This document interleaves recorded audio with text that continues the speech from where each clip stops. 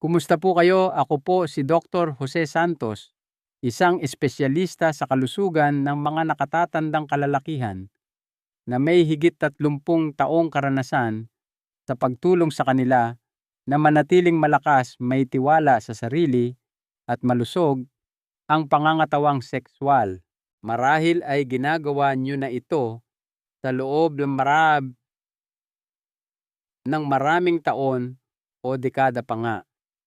Ito'y pamilyar, pribado at parang walang masamang epekto.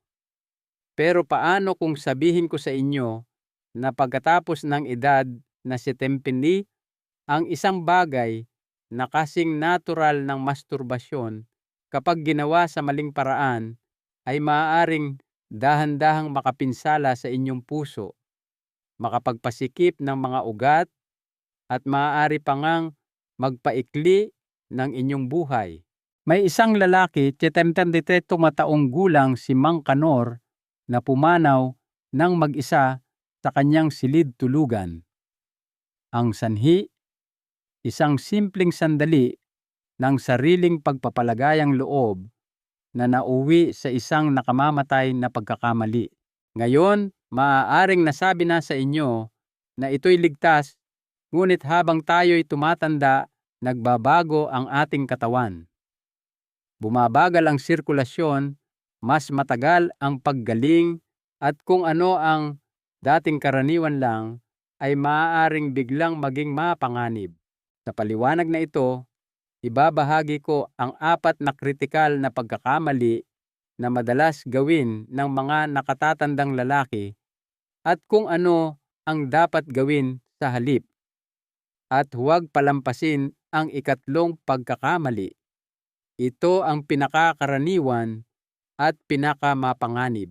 Bago tayo dumako sa 4 na kritikal na pagkakamali, kung kayo po ay nakikinig o nagbabasa nito sa isang plataporma na mayroon nito, siguraduhing nakasubscribe na kayo kung naaangkop para hindi nyo mapalampas ang iba pang araling pangkalusugan na sadyang para sa mga kalalakihang nasa edad 70 pataas.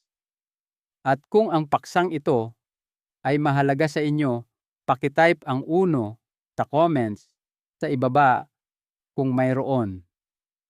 Kung hindi naman, pakitype ang 0.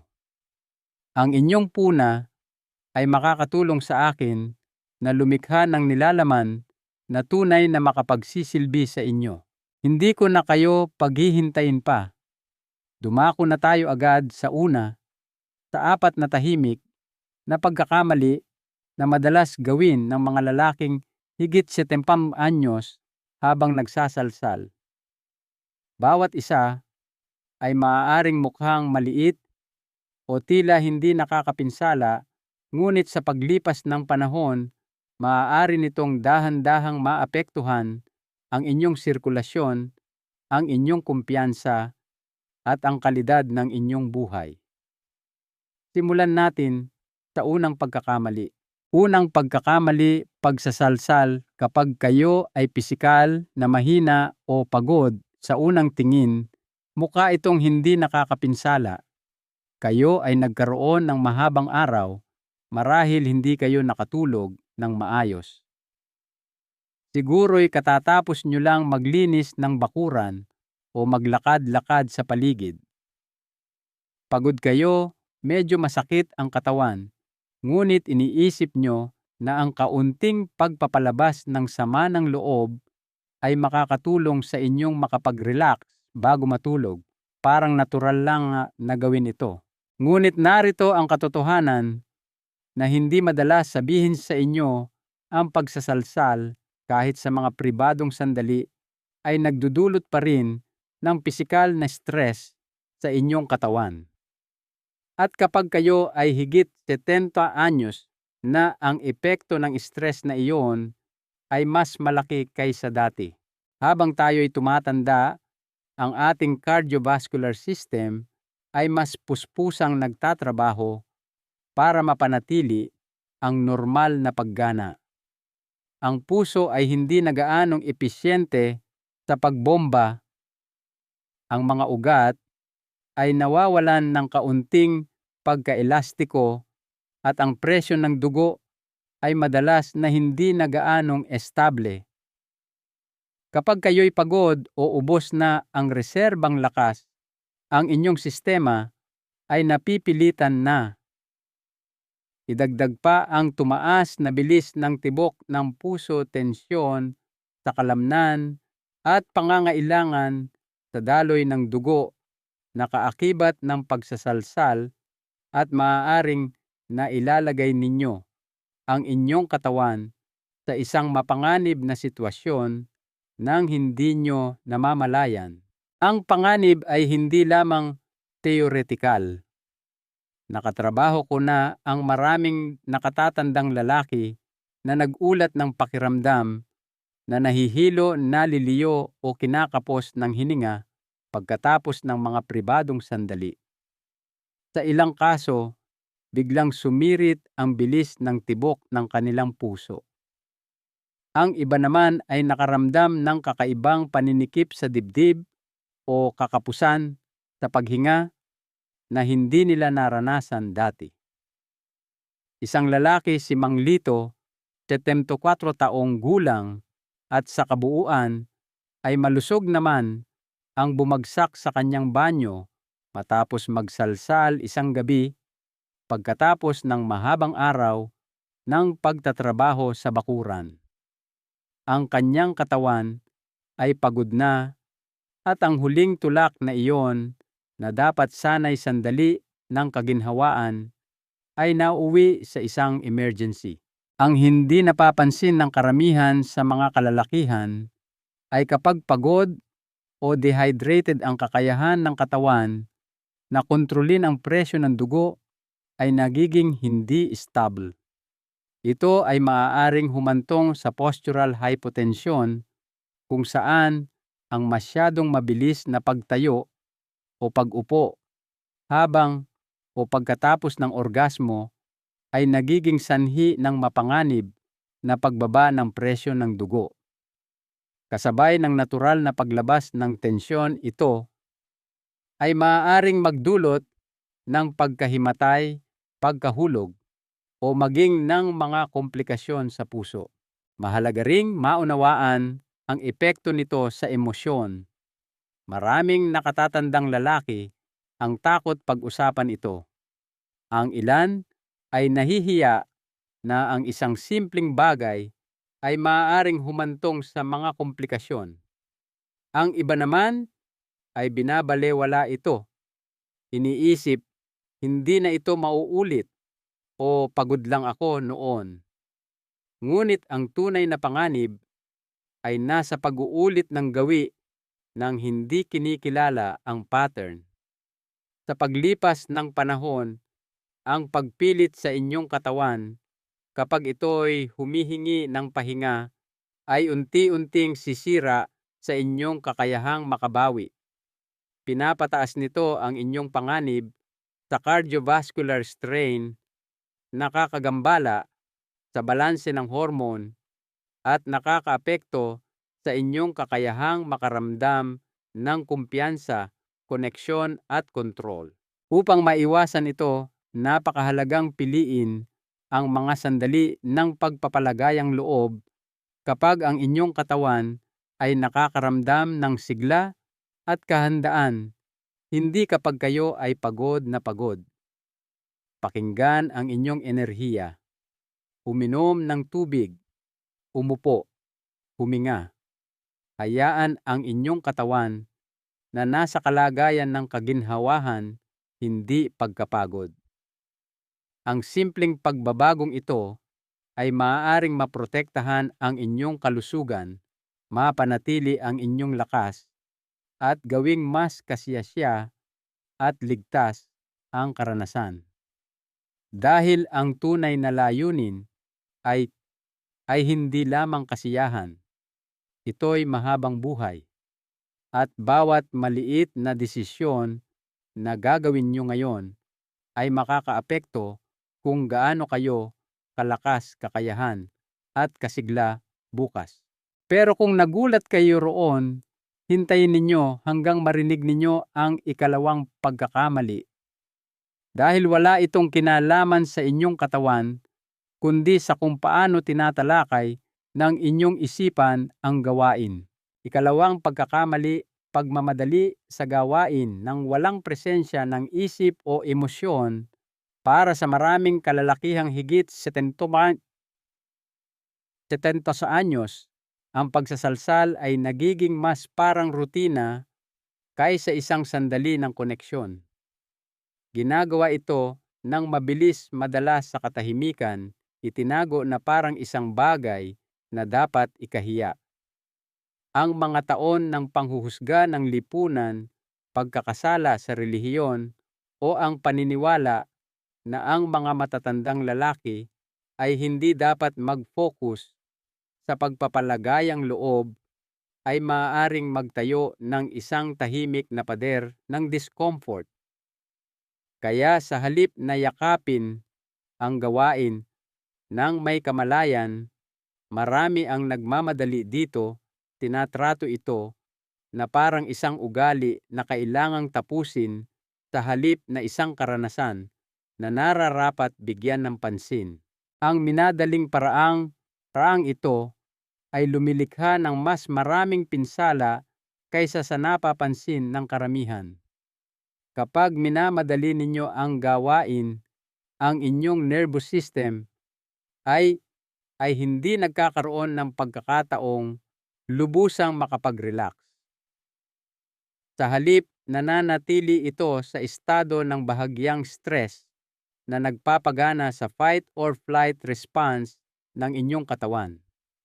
Ang inyong paghinga ay nagiging mababaw, ang inyong mga kalamnan ay tumitigas, ang inyong isip ay naliligalig. Lahat ng ito ay nagpapaliit ng inyong mga ugat, nililimitahan ang sirkulasyon at naglalagay ng hindi kinakailangang strain sa inyong puso at prostate. Binibigyang kahulugan ng katawan ang tensyong ito bilang panganib, hindi kasiyahan. Mas malala pa, ang emosyonal na diskoneksyon ay maaaring mamuo sa paglipas ng panahon. Ang dating pinagmumulan ng kaginhawahan at pagpapalagayang loob ay nagiging isang mekanikal na gawain na walang pakiramdam ng katuparan. Nagsisimulang mag-ulat ang mga kalalakihan ng pakiramdam na manhid emosyonal na malayo o kahit na iritado pagkatapos. At dahil minamadali ang gawain, nababawasan ang kalidad ng daloy ng dugo sa ari na sa paglipas ng panahon ay maaaring humantong sa hirap sa pagpapanatili ng ereksyon, nabawasang sensitibidad at mas matagal na oras ng paggaling. Hindi ito dahil lamang sa edad. Ito ay dahil ang gawain ay kulang sa pangangalaga at intensyon. Sinusubukan ng ilang kalalakihan na ayusin ito sa pamamagitan ng mas malakas na pagtulak o pagdaragdag ng estimulasyon. Iniisip na kailangan lang nila ng mas matinding intensidad. Ngunit nagdaragdag lamang iyon ng mas maraming stress sa katawan. Ang tunay nilang kailangan ay magdahan-dahan huminga ng malalim at maging lubos na naroroon sa sandaling iyon. Kapag pinahihintulutan ninyo ang inyong sarili na makaranas ng kasiyahan ng may kamalayan, ang inyong nervous system ay nagre-relax, bumubukas ang mga ugat, bumubuti ang sirkulasyon, tumutugon ang inyong katawan ng mas madali, at ang inyong isip ay nakakaramdam ng kapanatagan sa halip na pagmamadali. Nakita ko mismo ang pagkakaiba nito. Ang mga nakatatandang lalaki na gumagamit ng mas mabagal, mas mapagmatyag na paraan ay madalas na nag-uulat ng pinabuting kalidad ng ereksyon, mas mahimbing na tulog nabawasang pagkabalisa at panibagong pakiramdam ng emosyonal na koneksyon sa kanilang sarili. Hindi ito tungkol sa pagiging perpekto, ito ay tungkol sa pagiging naroroon. Ang inyong katawan ay may kakayahan pa rin para sa kasiyahan, ngunit kailangan nito ang inyong atensyon, hindi ang inyong presyon. Kaya kung napapansin ninyo ang inyong sarili na nagmamadali tanungin kung bakit, sinusubukan nyo bang matapos bago may makapansin? Nahihiya ba kayo? Tinatrato nyo ba ang inyong sarili na parang hindi na kayo karapat-dapat sa buong karanasan ng pagpapalagayang loob dahil lang sa kayo'y tumanda na karapat-dapat kayo sa higit pa riyan? Ang inyong katawan at isipan ay karapat-dapat pa rin sa atensyon, pangangalaga at respeto.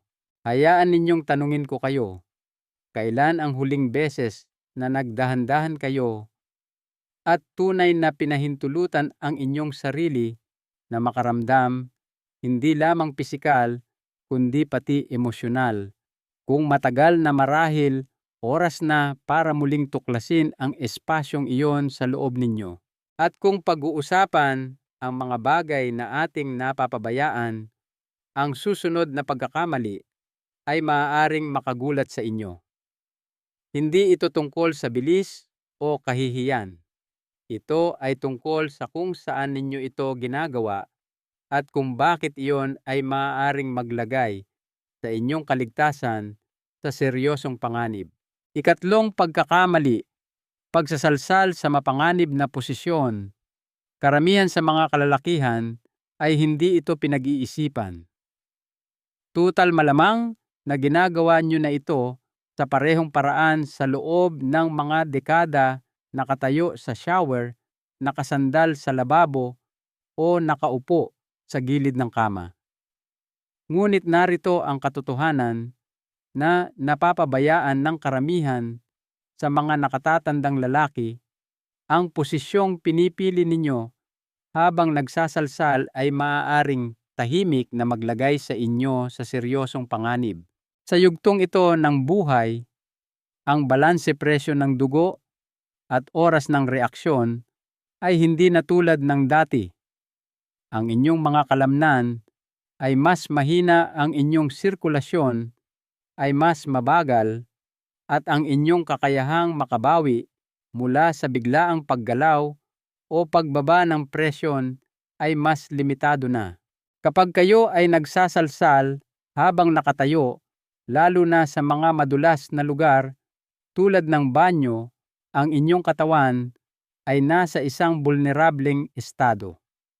Ang daloy ng dugo ay nagbabago, ang inyong mga tuhod ay maaaring manigas, tumataas ang bilis ng tibok ng inyong puso, at kung biglang bumaba ang inyong presyon ng dugo, gaya ng madalas mangyari pagkatapos ng orgasmo, kayo ay nasa tunay na panganib na mahimatay o mahulog. Nakita ko na itong mangyari ng napakaraming beses.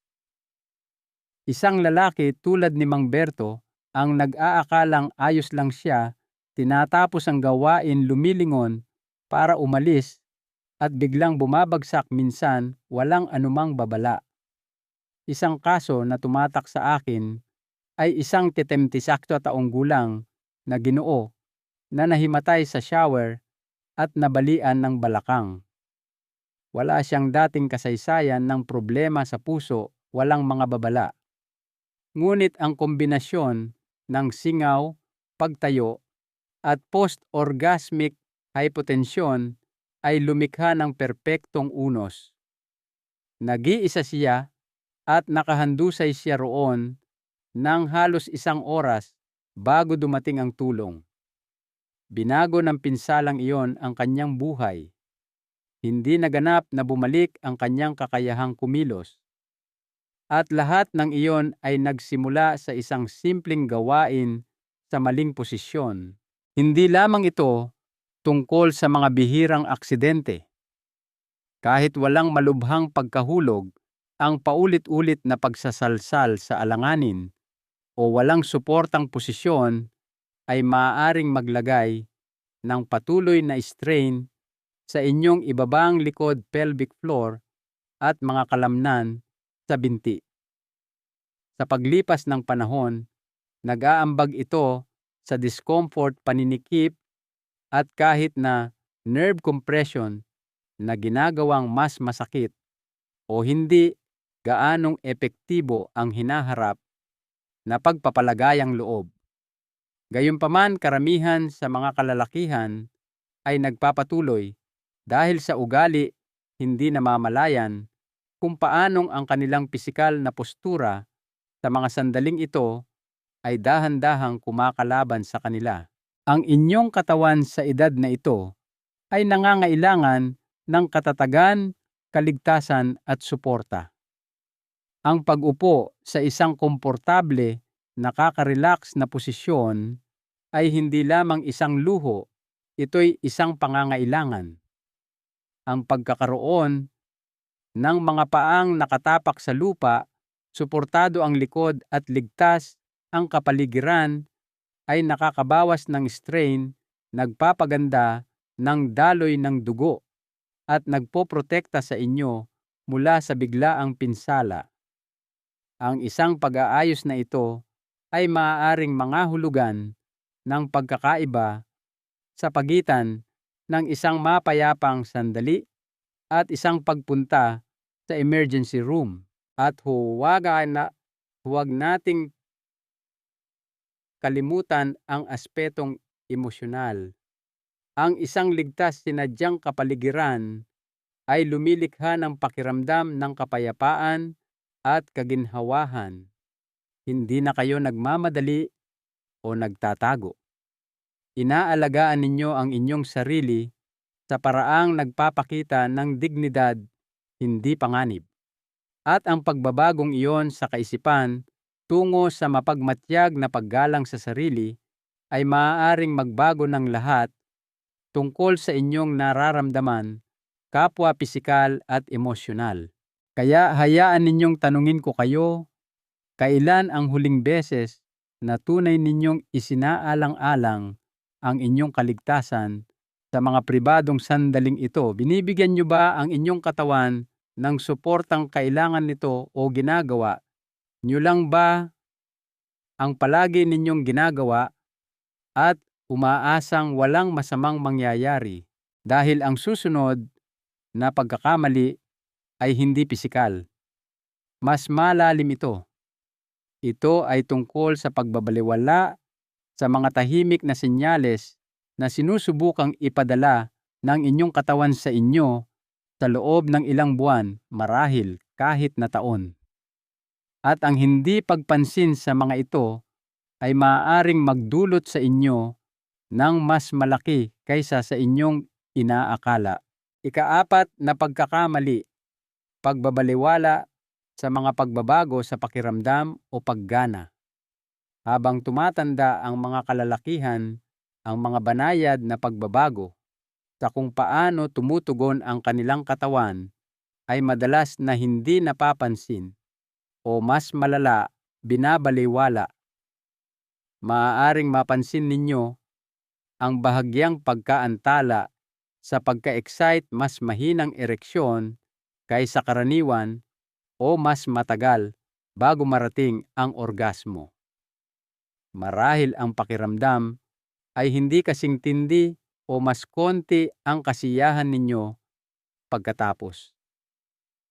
Para sa maraming nakatatandang lalaki, ang mga pagbabagong ito ay parang isa lamang bahagi ng pagtanda, isang bagay na tahimik na tatanggapin at lilipasan na lang.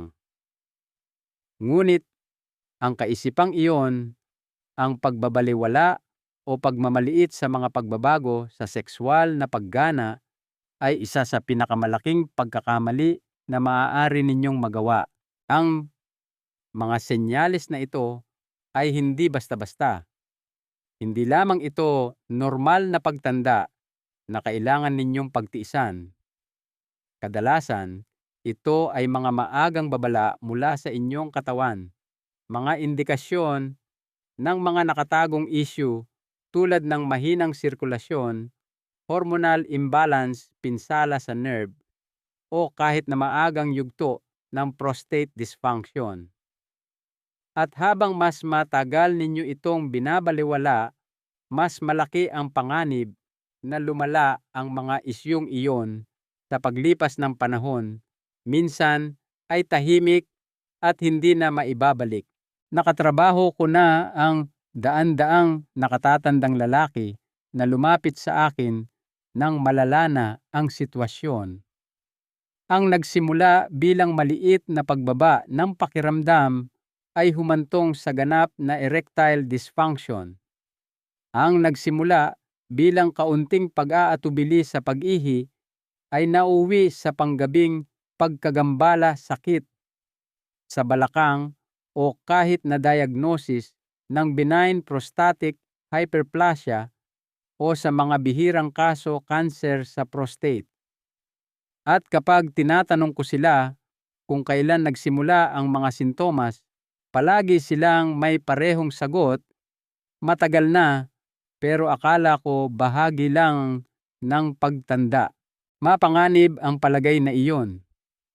Oo, ang pagtanda ay nagdudulot ng mga pagbabago, ngunit ang katawan ay laging nagsasalita bago ito masira.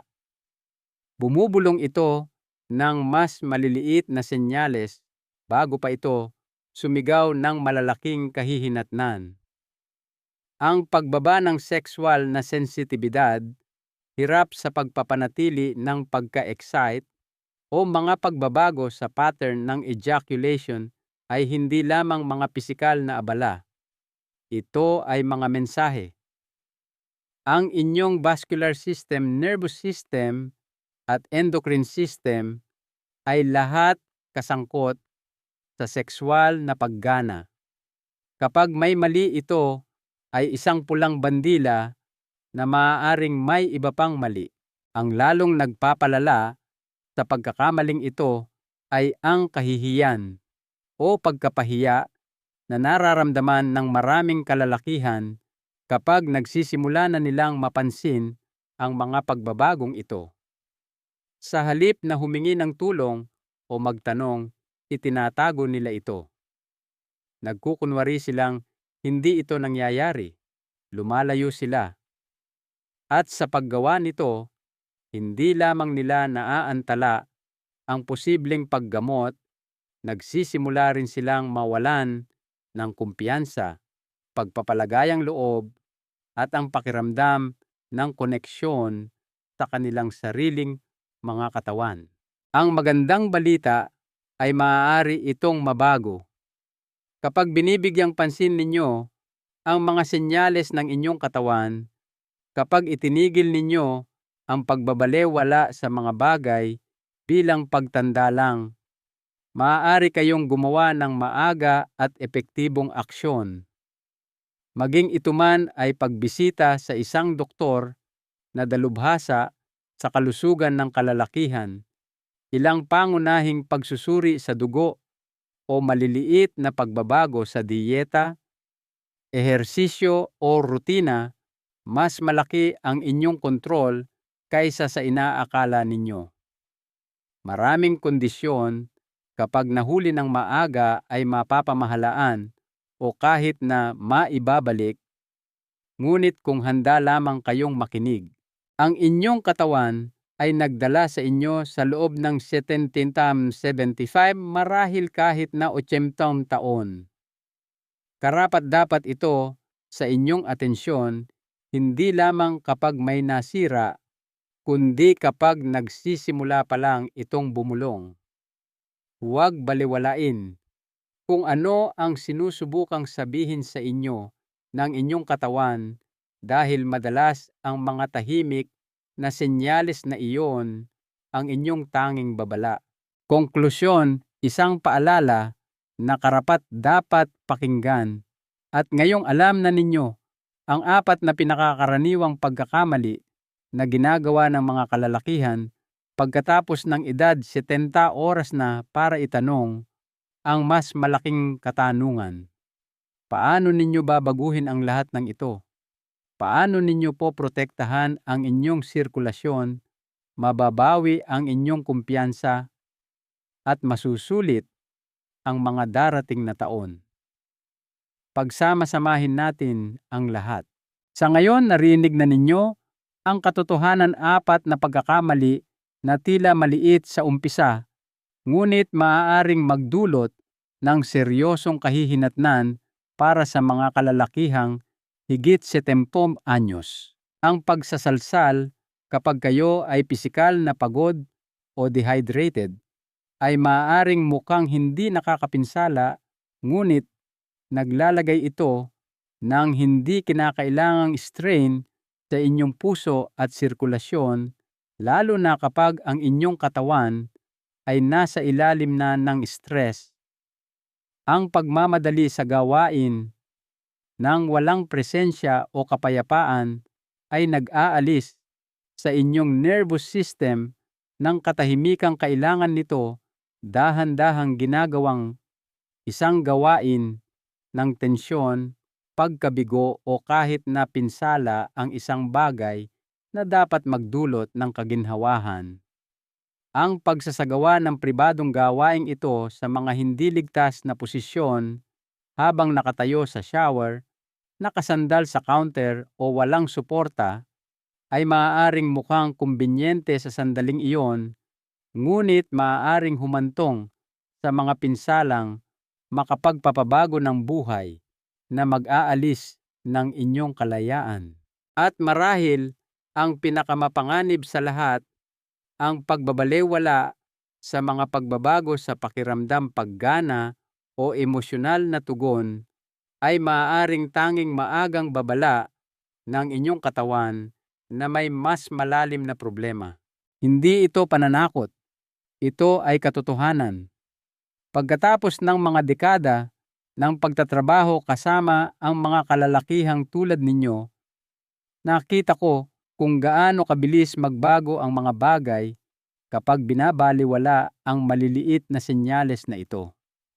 Ngunit nakita ko rin kung ano ang nangyayari kapag nagpasya ang isang lalaki na tunay na makinig sa kanyang katawan, kapag pinipili niya ang kaligtasan kaysa ugali, presensya kaysa kahihiyan at kamalayan kaysa pagtanggi. Hindi lamang niya napapanatili ang kanyang kalusugan, nababawi niya ang kanyang kumpiyansa, ang kanyang koneksyon sa sarili, at ang kanyang kakayahang makaramdam na buhay at matatag kahit sa mga pribadong sandali. Karapat-dapat kayo riyan. Ang pagtanda ay hindi nangangahulugang pagsuko sa mga bagay na nagbibigay kahulugan sa buhay. Nangangahulugan ito ng pag-aaral kung paano harapin ang mga ito ng iba ng may higit na pangangalaga, higit na atensyon, at higit na pag-unawa sa kung ano ang kailangan ng inyong katawan ngayon. Hindi kayo sira. Hindi pa tapos ang inyong panahon. Kayo ay isang lalaki sa bagong yugto ng buhay, at ang yugtong iyon ay nararapat lamang sa kasing daming respeto at pangangalaga tulad ng iba pa. Kaya ang tanong ngayon ay, ano ang gagawin ninyo sa impormasyong ito? Magpapatuloy ba kayo sa parehong mga ugali, umaasang maaayos din ang lahat? O gagawa ba kayo ng maliit na hakbang tungo sa isang bagay na mas mabuti, mas mapagmatyag, mas sinadya, mas naaayon sa kung sino kayong lalaki ngayon? Nasa inyo ang desisyon at handa ang inyong katawan kung handa na kayo. Ang mga araling ito ay nilalayong magbigay inspirasyon sa inyo na mamuhay ng lubusan at totoo. Isang mahalagang aral sa buhay na mapupulot mula sa lahat ng ito ay ang pakikinig sa inyong katawan ay hindi senyales ng kahinaan, kundi isang malalim na pagkilos ng paggalang sa sarili at isang pundasyon ng pangmatagalang sigla. Patuloy na nakikipag-usap sa inyo ang inyong katawan. Ang pagbibigay galang sa mga mensahe nito ay susi sa paglalakbay sa bawat yugto ng buhay ng may biyaya at lakas. Gusto ko pong marinig ang inyong saloobin. Maglaan po ng sandali upang pagnilayan at ibahagi ang isang bagay na inyong natutunan at planong isabuhay sa inyong sariling buhay sa mga komento sa ibaba kung mayroon man. Suportahan natin ang isa't isa sa paglalakbay na ito tungo sa pagyakap sa mga katotohanang ito. Kung nakatulong po sa inyo ang paliwanag na ito, pakitype ang 1 sa mga komento. Kung hindi naman, huwag po kayong mag-atubiling magkomento ng 0. Malaki po ang kahulugan ng inyong puna sa amin. Huwag pong kalimutang i-like, ibahagi ang mensaheng ito sa inyong mga kamag-anak at kaibigan na maaaring makinabang at mag-subscribe kung naaangkop para sa iba pang nilalaman na idinisenyo upang tulungan kayong mamuhay ng pinakamahusay. Salamat po sa inyong pakikinig at naway mamuhay tayo ayon sa ating sariling mga tuntunin.